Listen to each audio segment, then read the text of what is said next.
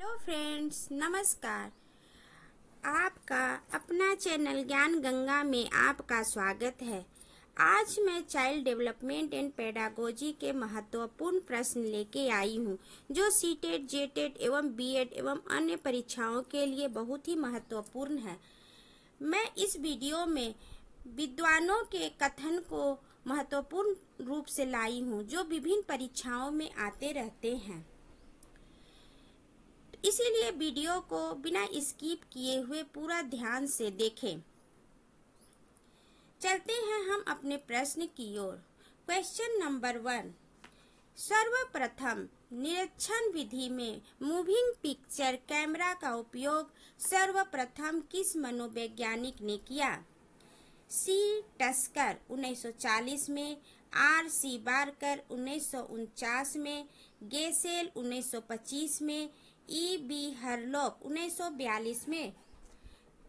तो इसका आंसर है सी। गेसेल ने सर्वप्रथम निरीक्षण विधि में मूविंग पिक्चर कैमरा का उपयोग 1925 ईस्वी में किए थे। Question number 2।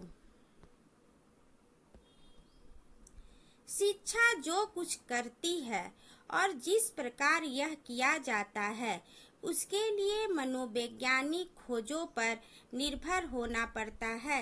यह कथन किसका है? बाल मनोविज्ञान के क्वेश्चंस में कथन बहुत अधिक आते हैं, इसीलिए कथन को ध्यान से देखें और उस कथन को किसने कहा है उसे ध्यान से देखकर ध्यान से देना चाहिए। तो शिक्षा जो कुछ करती है और जिस प्रकार यह किया जाता है उसके लिए मनोवैज्ञानिक खोजों पर निर्भर होना पड़ता है। यह कथन है बी एन झा का। अगला प्रश्न है, बालक एक ऐसी पुस्तक के समान है जिसे शिक्षक भली भांति पढ़ता है। यह कथन किस विद्वान का है? बालक एक ऐसी पुस्तक के समान है जिसे शिक्षक भली भांति पढ़ता है। यह कथन रूसो का है। Question number 4। शिक्षा मनोविज्ञान अध्यापकों की तैयारी की आधारशिला है। यह विचार किस विद्वान का है? हर्बर्ट स्किनर, पेस्टालोजी या गैरिसन का? तो शिक्षा मनोविज्ञान अध्यापकों की तैयारी की आधारशिला है। यह कथन स्किनर का है। इसका सही आंसर है बी। Question number 5। बाल मनोविज्ञान को ही कहा जाता है बाल विकास, बाल विवृद्धि, मनोविज्ञान, इनमें से कोई नहीं। तो बाल मनोविज्ञान को ही बाल विकास कहा जाता है। Question number 6। बाल विकास का वैज्ञानिक विवरण किसने दिया है? रूसो, पेस्टालोजी, टाइडमैन या डार्विन ने?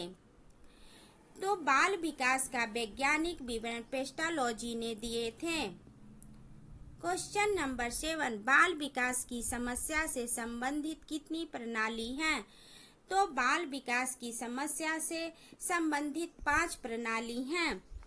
इन 5 प्रणाली का नाम है माइक्रोसिस्टम, मेसोसिस्टम, एक्सोसिस्टम, मैक्रोसिस्टम एवं 5वां प्रणाली है क्रोनोसिस्टम। अगला प्रश्न है, बाल विकास के निम्नलिखित में कौन स्तर है?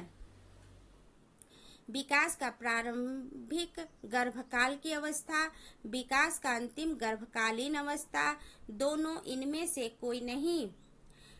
तो बाल विकास में कौन स्तर है? तो इसमें विकास का प्रारंभिक गर्भकाल की अवस्था और विकास का अंतिम गर्भकालीन अवस्था दोनों है। तो इसका आंसर है सी। अगला प्रश्न है, बाल्यावस्था की अवधि होती है।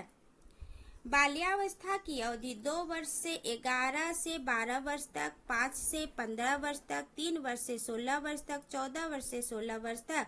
तो बाल्यावस्था की अवस्था 2 वर्ष से 11 से 12 वर्ष तक होती है। Question number 10। पद संवेगात्मक क्रांति किस अवस्था से अधिक जुड़ा हुआ है?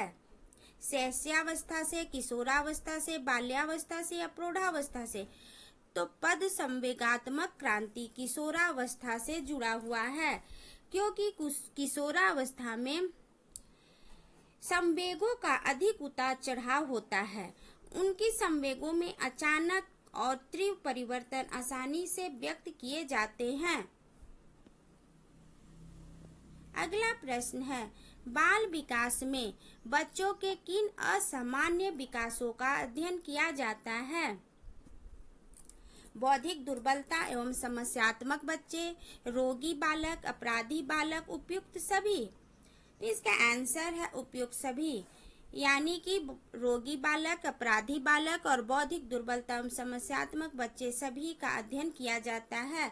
आप जिस भी प्रश्न का आंसर जानते हो उसे कमेंट के द्वारा जरूर बताएं, इससे आपको अपनी तैयारी का भी पता चलता जाएगा। अगला प्रश्न है, नवजात शिशुओं की विकास समस्याओं के अध्ययन के लिए कौन सी विधियां अधिक उपयोगी होती है?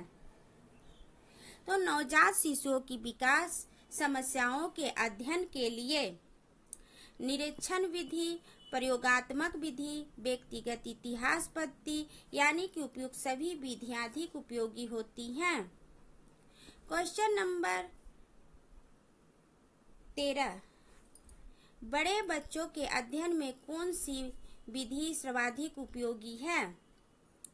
प्रश्नावली विधि, साक्षात्कार विधि, प्रक्षेपण विधि, उपयुक्त सभी? तो बड़े बच्चों के अध्ययन में उपयुक्त सभी विधि उपयोगी होती है।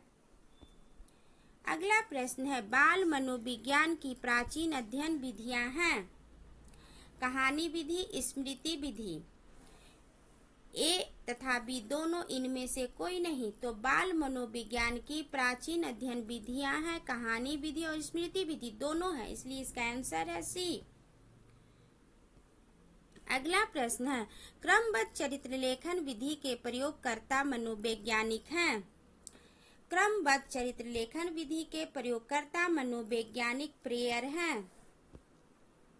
16वां प्रश्न है, बाल मनोविज्ञान की समस्याओं के अध्ययन के लिए निरीक्षण विधि का सर्वप्रथम उपयोग किस देश में हुआ? अमेरिका, जर्मनी, इंग्लैंड या फ्रांस? तो इसका आंसर है जर्मनी। जर्मनी में सर्वप्रथम निरीक्षण विधि का उपयोग किया गया था। अगला प्रश्न है, बाल मनोविज्ञान के लिए निम्नलिखित में कौन सी महत्वपूर्ण समस्या है? सुनना, सीखना, रटना या अंतःकरण? तो बाल मनोविज्ञान में सीखना एक महत्वपूर्ण समस्या है। 18वां प्रश्न है, निम्नलिखित में कौन बाल विकास का स्तर है? नवजात, बचपनावस्था, बाल्यावस्था, उपयुक्त सभी? तो इसका सही आंसर है डी, उपयुक्त सभी बाल विकास का स्तर है। अगला प्रश्न है, निम्नलिखित में कौन सी अवस्था बाल जीवन की अंतिम अवस्था होती है? बाल्यावस्था, वयःसंधि, किशोरावस्था या गर्भकालीन अवस्था? तो बाल जीवन की अंतिम अवस्था किशोरावस्था होता है। 20वां प्रश्न है, नवजात शिशु का सामान्य वजन होता है? 20वां प्रश्न है, नवजात शिशु का सामान्य वजन होता है 5 पाउंड, 7.5 पाउंड, 3.9 पाउंड या 4.4 पाउंड?